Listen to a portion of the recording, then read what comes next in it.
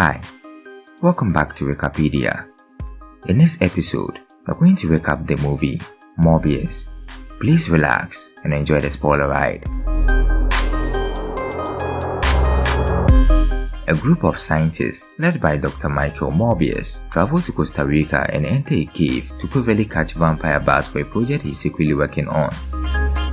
Morbius approaches the entrance, slashes his palm, and then holds it out as a swarm of bats begins to fly out of the tunnel, drawn to his blood.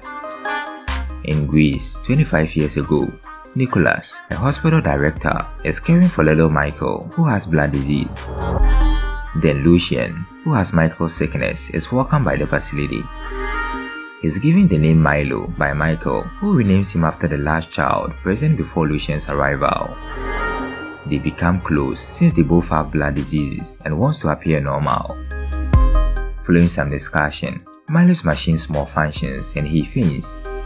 Michael uses a spring from a ballpoint pen to fix the machine and revive Milo.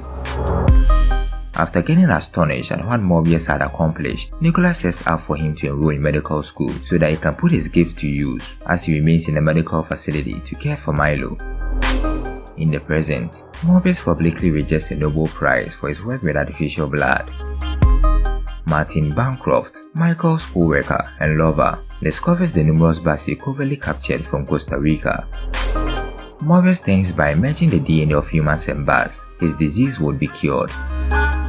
Morbius travels to see Milo and Nicholas in order to get additional money for his planned illegal experiments on a ship in international waters.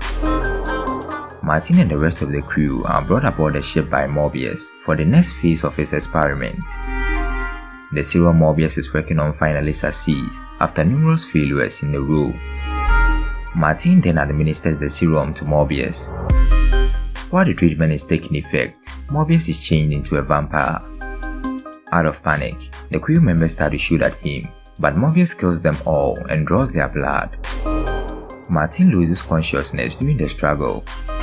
After his bloodlust has faded, he watches himself attacking the men on the CCTV footage and is terrified.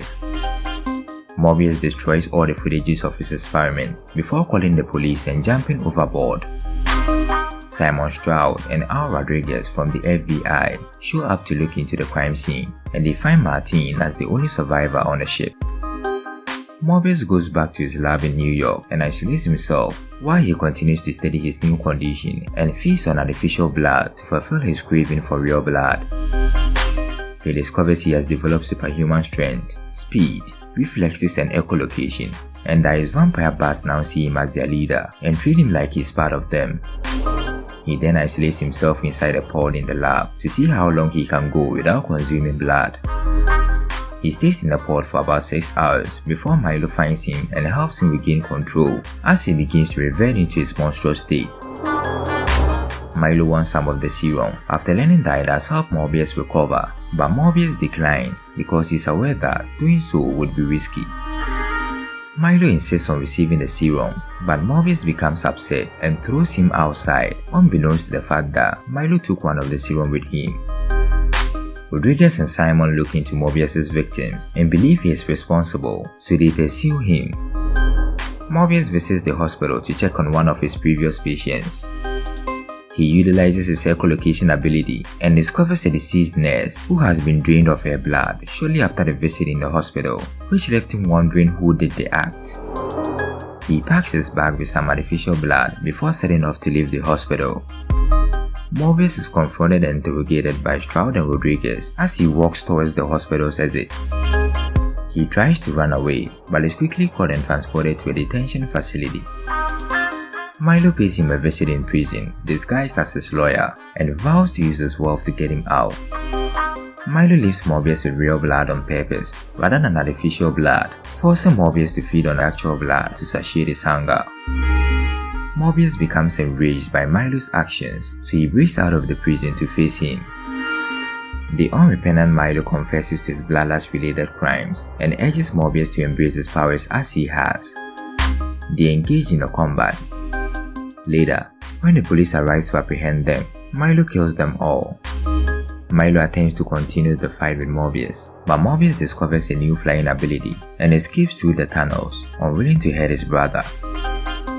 After Martin is discharged from the hospital, Morbius visits her to discuss Milo's actions and his current condition.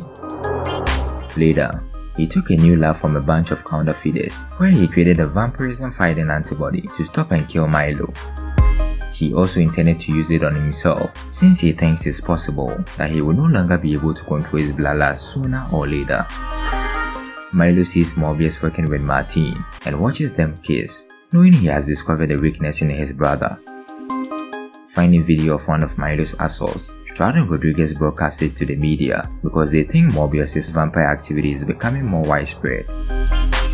Nicholas visits Milo to beg him to stop after watching some of the crimes he has committed on the news. Angered by Nicholas's apparent preference for Morbius, Milo injures him. When Morbius arrives, it was too late for Nicholas to survive, so he tells Morbius to stop Milo in his last words before he dies in Morbius' arms. Milo, who has taken Martin hostage, calls him later. Morbius quickly runs to the location where Milo is holding Martin captive. After being injured by Milo, Martin passes away in Morbius' arms and he is forced to feed on her. Morbius gains strength from Martin's blood and uses the energy he has gained to confront Milo. Milo overpowers Morbius and beats him down.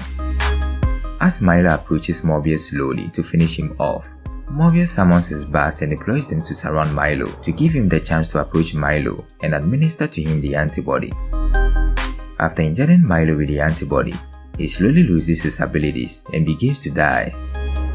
He recalls the pleasant encounter he had had with Morbius before he peacefully passed away.